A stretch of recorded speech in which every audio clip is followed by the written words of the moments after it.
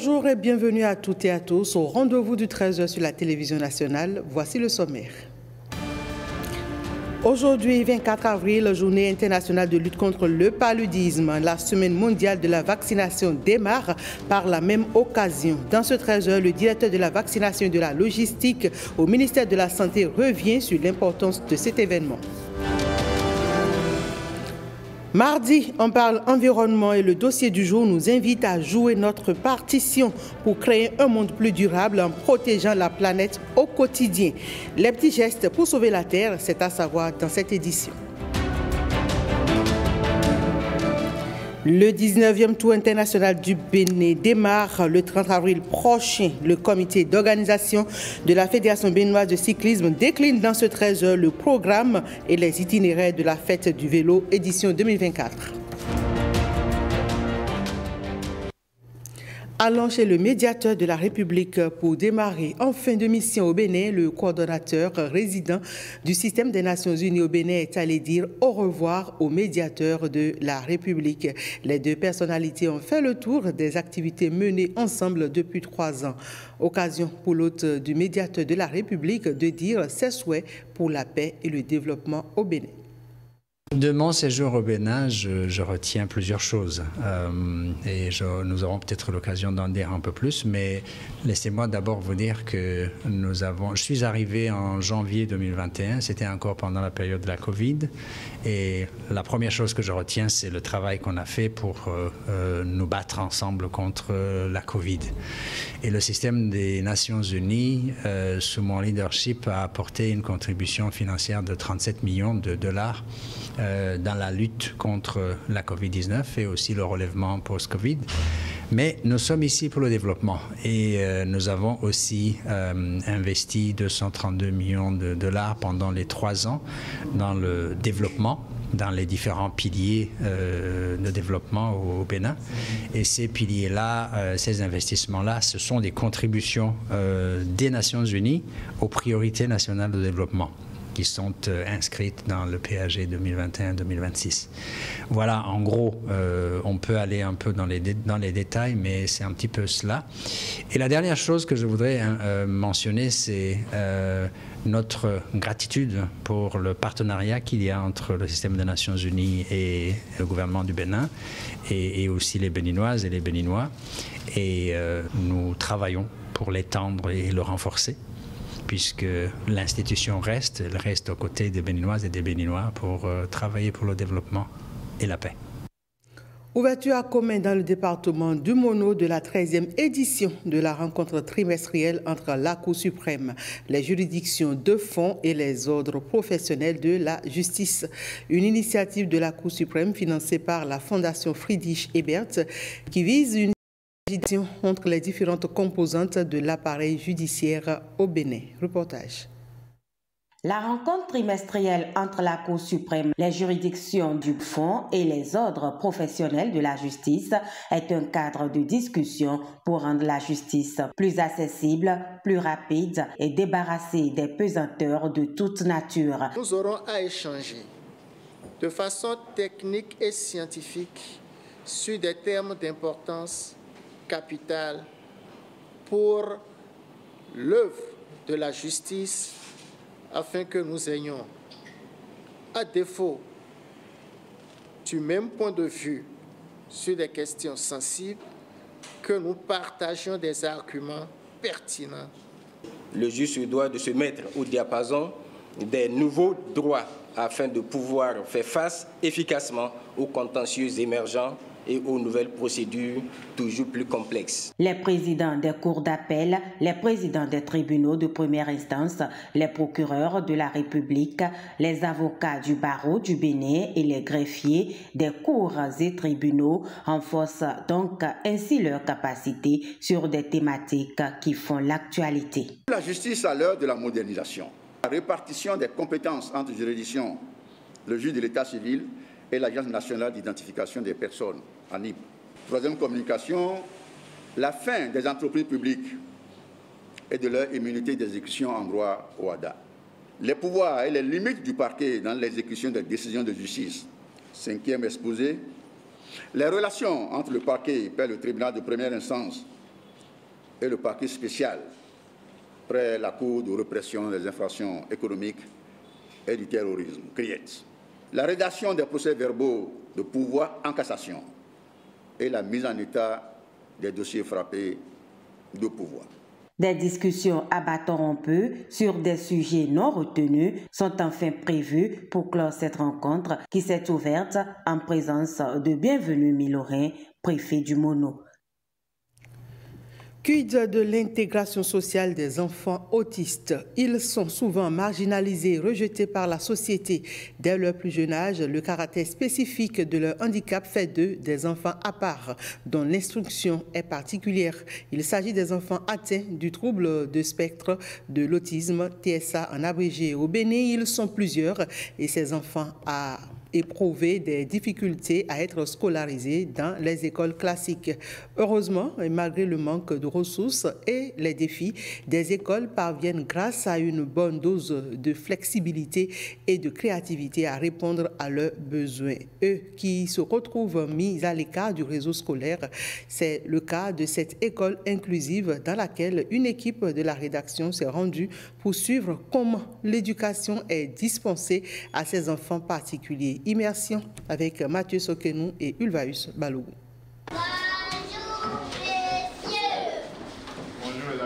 Une perspective d'avenir pour tous. C'est la mission que s'est assignée cette école, 6 au quartier Jacques de Cotonou. Bienvenue dans cette classe de cours préparatoire où l'éducation inclusive est prônée. A priori, rien ne distingue cette classe d'une autre.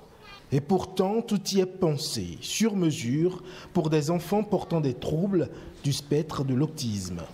Ici, ils apprennent les mêmes choses que leurs camarades neurotypiques, mais à leur rythme, avec une stimulation permanente et adaptée. Quand je prends le cas de l'enfant que je suis, on a dit qu'à la fin de l'année, donc d'ici mai, il saura lire, ranger les nombres en ordre croissant et décroissant.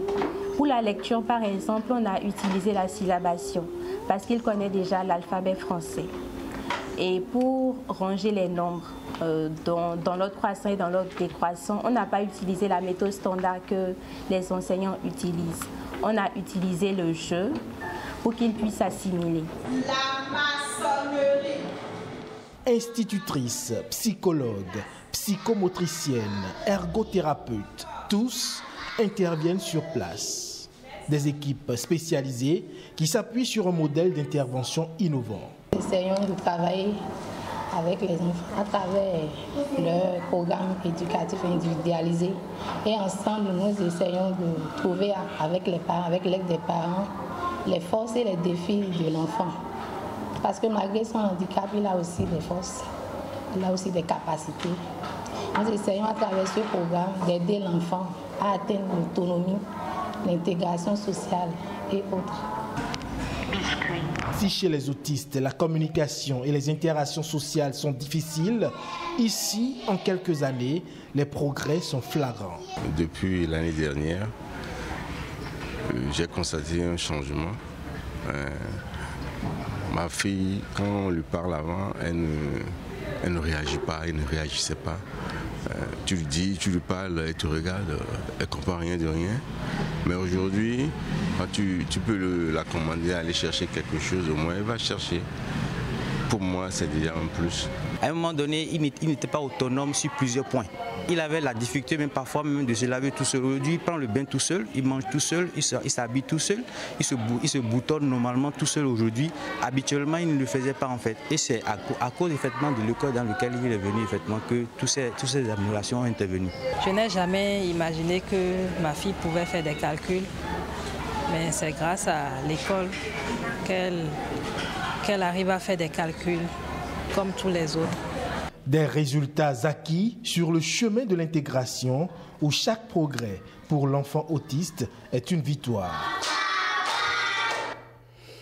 Travailler ensemble dans la même direction contre les effets du changement climatique. 4 pays se sont donné la main pour cette mission depuis environ 3 ans.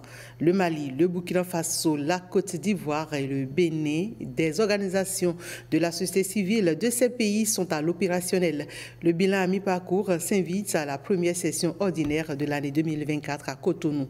Simon Vignon, Marcela Rossi pour plus de précisions. 4 pays, un objectif. 3 ans maintenant que le Bénin, la Côte d'Ivoire, le Mali et le Burkina Faso poursuivent le rêve d'assurer l'efficacité des politiques publiques en matière d'adaptation et d'atténuation au changement climatique par une plus grande participation citoyenne, y compris celle des jeunes, des femmes et des personnes handicapées. Programme exécuté par un consortium de 4 plateformes d'ONG représentant chacun de ces pays. Nous travaillons dans ces 4 pays suivant un modèle que nous avons appelé le partenariat sur le leadership du Sud, qui veut dire que le projet est financé par le Nord, mais est dirigé et leadé par le Sud, les pays du Sud, avec un partenaire du Nord. C'est très important pour nous parce que c'est un modèle de partenariat qui doit engranger des résultats durables. L'implication de la passive dans la mise en œuvre, dans le suivi, le contrôle citoyen des projets, programmes au niveau du Bénin n'est pas de mise ailleurs. Et ils viendront s'inspirer de ce modèle de collaboration, d'implication. En 3 ans, les unités de gestion du programme sont totalement installées et fonctionnelles. Les indicateurs sont ajustés, la communication engagée pour le changement des cibles et les plaidoyers sont en cours. Aujourd'hui, en tout cas, la plupart des communes dans lesquelles Benkadi intervient, ce sont des communes qui ont fait des pas en avant, qui ont intégré beaucoup d'initiatives visant à réduire les effets des changements climatiques dans leur plan de développement communautaire que nous nous efforçons d'accompagner. Nous sommes satisfaits des résultats que nous avons engrangés. Voilà, mais il nous reste encore 2 ans et nous voulons encore mieux faire. Nous sommes visibles et nous voyons que nos communautés sont vraiment impliquées dans le travail que nous faisons.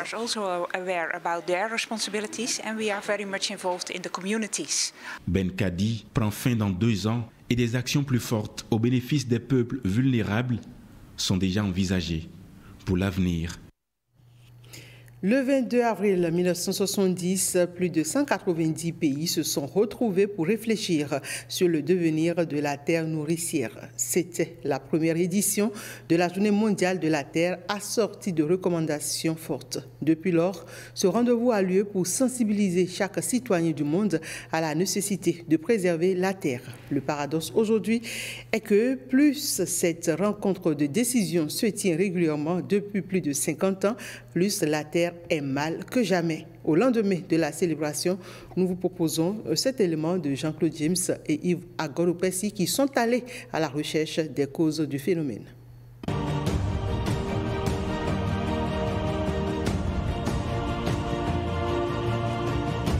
La planète Terre, la source de toutes les ressources de la vie, l'espèce animale, l'espèce végétale ou encore l'espèce humaine, jettent leur dévolu sur elle pour exister. Chaque campagne agricole prouve à suffisance cette complicité entre l'homme et la terre. À la récolte, les grosses quantités des différents produits confirment le rôle essentiel de cet écosystème. Point n'est besoin de rappeler que la terre nourricière donne au-delà de ce que l'homme peut espérer.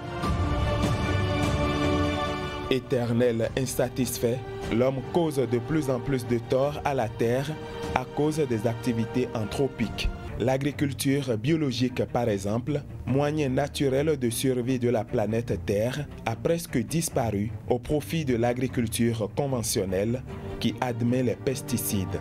À cela s'ajoutent tous les choix de la vie moderne qui laissent planer une menace sur chaque être vivant.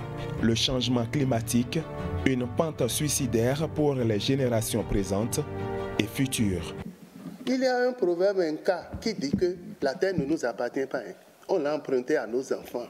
La même attention qu'on porte à l'agriculture conventionnelle, il faut que les politiques commencent par porter cela à l'agriculture écologique. Quand vous allez en agroécologie, il y a la conservation des sols, la conservation de la biodiversité, la protection des auxiliaires, il y a la santé des hommes et des animaux. Et si on met tout ça là dans la balance, l'agroécologie est plus rentable que l'agriculture conventionnelle. Une réflexion très actuelle au regard des enjeux de la Journée mondiale de la Terre, un événement devenu important dans le mouvement écologiste mondial qui met en avant des préoccupations environnementales telles que la pollution de l'air et de l'eau, le changement climatique, la dégradation des sols, la perte de la biodiversité et la conservation des écosystèmes.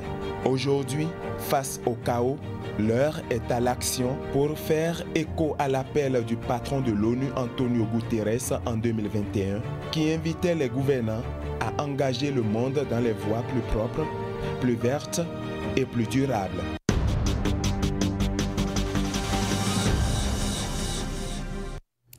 La transition pour le dossier du jour, dossier environnement. L'activité humaine a profondément modifié la surface terrestre au fil du temps. La nature souffre et nous envoie des signaux forts que nous ne pouvons plus négliger. Chacun de nous a un rôle à jouer pour créer un monde plus durable. Savez-vous comment protéger la planète au quotidien? Le dossier environnement de ce mercredi s'intéresse aux petits gestes pour sauver la Terre. Et c'est une réalisation de Benjamin Denayon et Amandine Anyambosu. Si nous ne prenons pas garde, la planète Terre ira de pire en pire.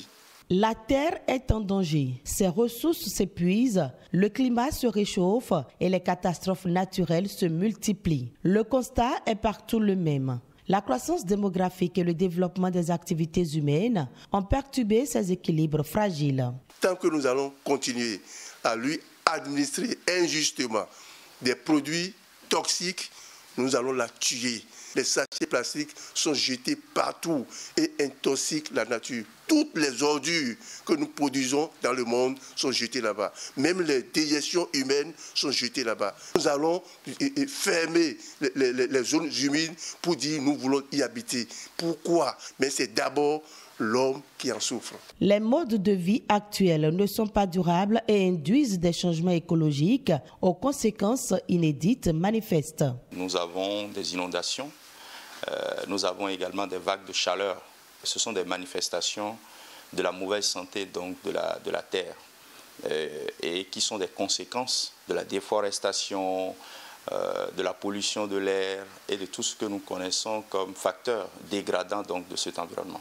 Regardez ce qui s'est passé tout récemment encore à Dubaï. Regardez juste autour de vous. Regardez comment la terre n'arrive plus à produire. Regardez les inondations finalement quand il y a la pluie. Donc tout ça pour dire que si nous ne faisons pas gaffe, si nous n'agissons pas correctement, si nous ne comprenons pas que chaque geste que nous avons a un impact négatif ou positif, peut avoir un impact positif ou négatif sur la Terre. La planète agonise et nous allons droit dans le mur. Si rien n'est fait, le rythme de la consommation humaine risque de transformer la Terre en un monde inhabitable. À notre échelle, nous pouvons tous faire de petits gestes afin de préserver cette planète. Pour moi, le premier geste éco-responsable, c'est d'éviter le sachet plastique. C'est bien évidemment de réduire notre consommation, d'acheter des produits sans emballage. Tout ce que nous mettons comme clim, comme lumière, tout ça, ça puise dans les ressources. Et donc, au quotidien, nous devons faire attention à notre comportement parce que penser que préserver l'environnement, c'est seulement une question qui touche des autorités est complètement faux. En matière de gestes, par exemple, c'est donc réduire sa consommation en eau, en énergie, mais également participer à des initiatives locales de plantation d'arbres ou de nettoyage des espaces naturels. Donc, c'est tout un ensemble d'actions citoyennes que on doit pouvoir mener chacun à son niveau afin donc de préserver ce qui reste. Nous devons changer de comportement. Nos enfants doivent être éduqués. On doit commencer par leur parler depuis la maison en passant par l'école et de la société. La planète Terre est notre maison. Elle nous héberge, nous nourrit et nous protège. Il est important d'agir pour limiter l'impact des activités humaines sur la Terre. Tous les êtres humains doivent s'engager à aimer et à respecter la planète afin de pouvoir vivre dans un environnement beau et durable.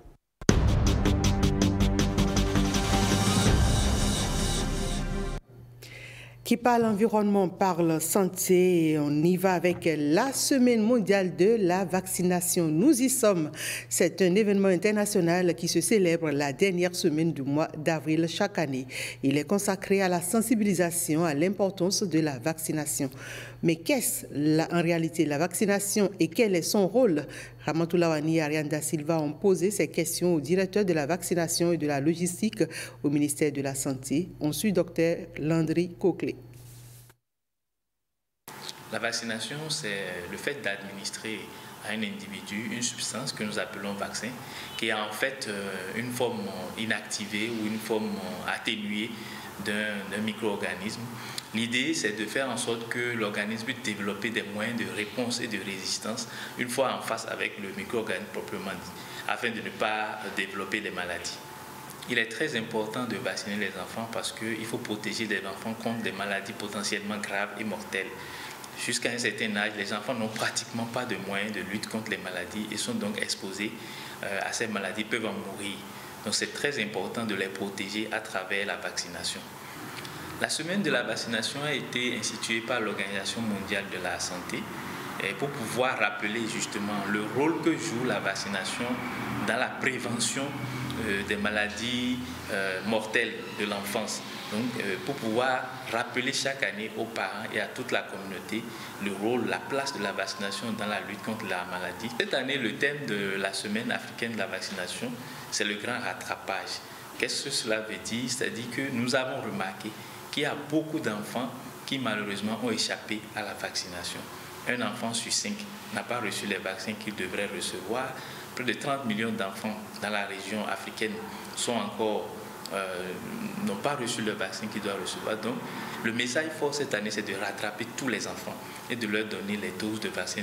Il ne faut pas avoir peur de la vaccination, il faut avoir peur de la maladie. C'est la maladie qui tue, c'est la maladie qui fait des dégâts et la vaccination n'est que la réponse, donc la réponse en termes de protection. Donc, il n'y a pas de crainte. Il peut arriver qu'en faisant la vaccination, il y ait des situations indésirables, mais c'est des situations qui sont souvent gérables. C'est passager, notamment les cas de fièvre, de douleur au point d'injection, d'irritabilité des enfants. C'est des situations qui sont gérables et le personnel de santé est assez averti pour pouvoir conseiller les parents sur la conduite à tenir. Donc ce qu'il faut redouter, c'est plus les maladies que la vaccination. Un zoom sur la santé visuelle, voir de près, pas de loin. C'est un inconvénient visuel nommé myopie. Quelles en sont les causes, les conséquences et méthodes de traitement? Suivons quelques éléments de réponse dans ce sujet que nous proposent Jean Nombimé, Edmond Humbo, Benol Djogbe et Emmanuel Eunice Zouno. Patrick, la quarantaine passée, souffre de myopie. Un défaut visuel qui l'empêche de voir plus loin.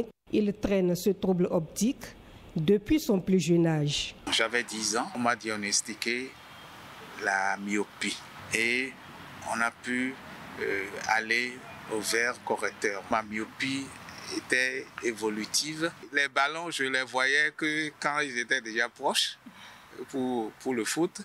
Pour le saut, je sautais dans le vide. À plusieurs reprises, c'est Pato Chichino, Pato Gohwe. Chichino Raho, ces colibés-là n'ont pas émoustillé mon ardeur à travailler. Les causes liées à la myopie sont nombreuses. Elles peuvent être génétiques ou en lien avec les activités quotidiennes. Il y a des facteurs génétiques qui comptent environ pour 10% de la myopie.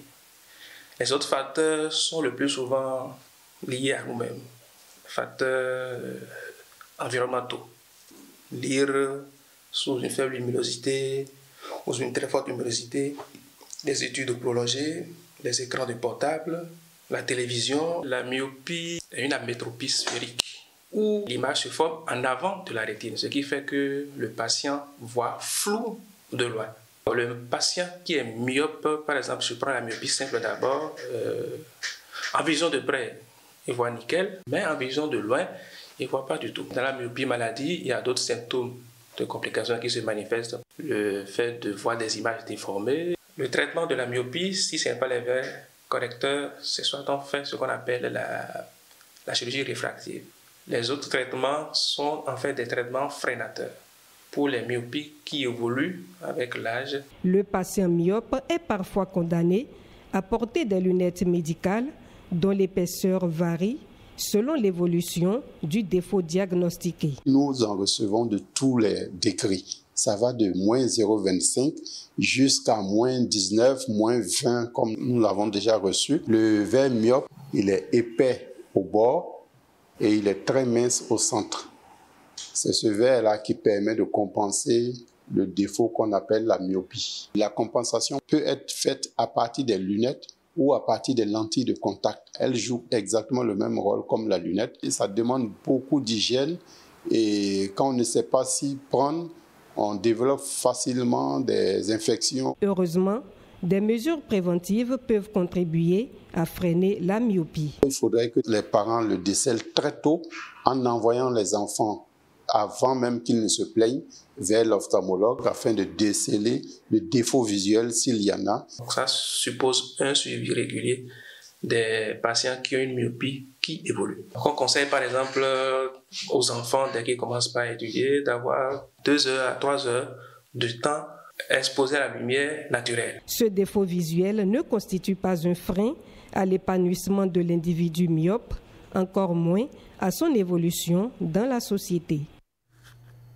Du sport à présent, du 30 avril au 4 mai 2024, le Bénin va vibrer au rythme des coups de pédale pour le 19e Tour international du Bénin. À quelques jours du lancement de la fête du vélo, le comité d'organisation de la Fédération béninoise de cyclisme décline le programme et les itinéraires.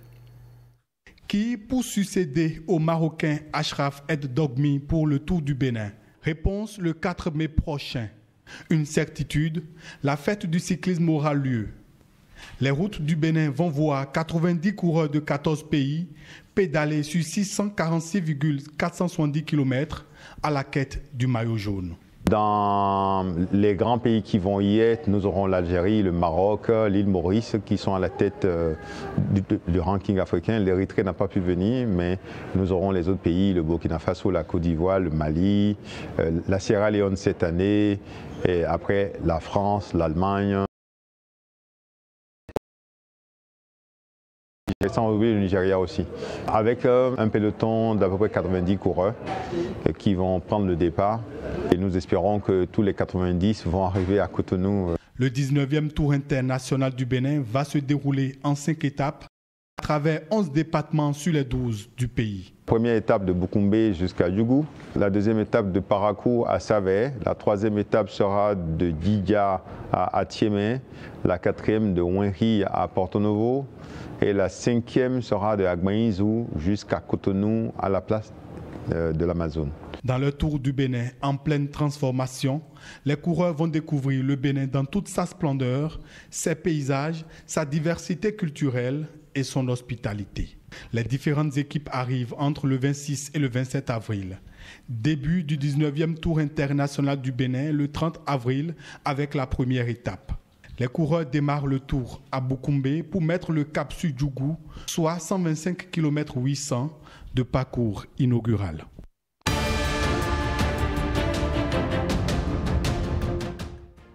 Quelques brèves hors de nos frontières pour finir, c'est avec Esther Messiga.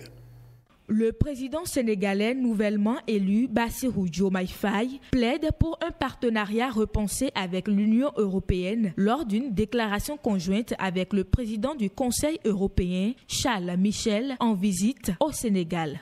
Bassirou Diomaye Faye avait promis dans son programme de rétablir une souveraineté bradée selon lui à l'étranger et souhaite notamment renégocier des contrats gaziers et pétroliers ainsi que les accords de pêche signés avec l'Union européenne.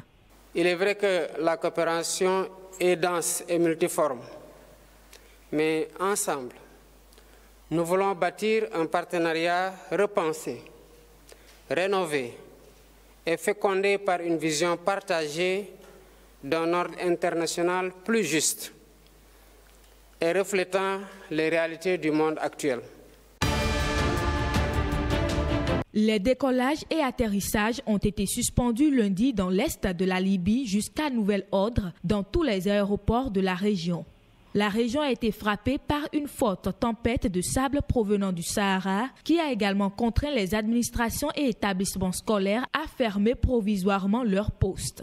Dimanche, les autorités de l'Est du pays avaient décidé que lundi et mardi seraient des jours fériés pour toutes les administrations en raison des mauvaises conditions météorologiques. Des instructions ont été données aux forces de l'ordre sur les voies publiques de limiter la circulation et les déplacements des personnes dans les zones où la visibilité est mauvaise.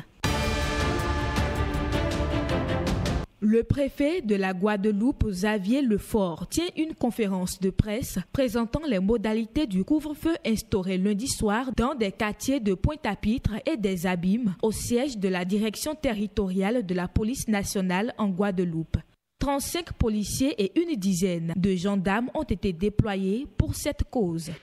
Le ministre français de l'Intérieur, Gérald Darmanin, avait ordonné mercredi dernier l'instauration de ce couvre-feu pendant 2 mois à Pointe-à-Pitre pour les mineurs de moins de 18 ans à partir de 20h et ce jusqu'à 5h du matin afin de lutter contre une flambée de la délinquance.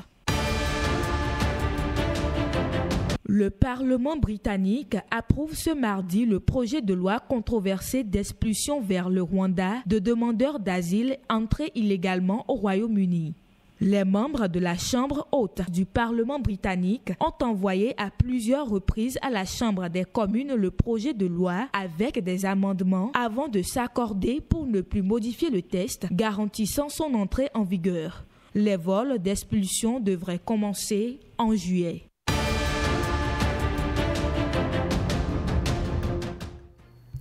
C'est la fin de cette édition. Merci, mesdames et messieurs, pour votre aimable attention.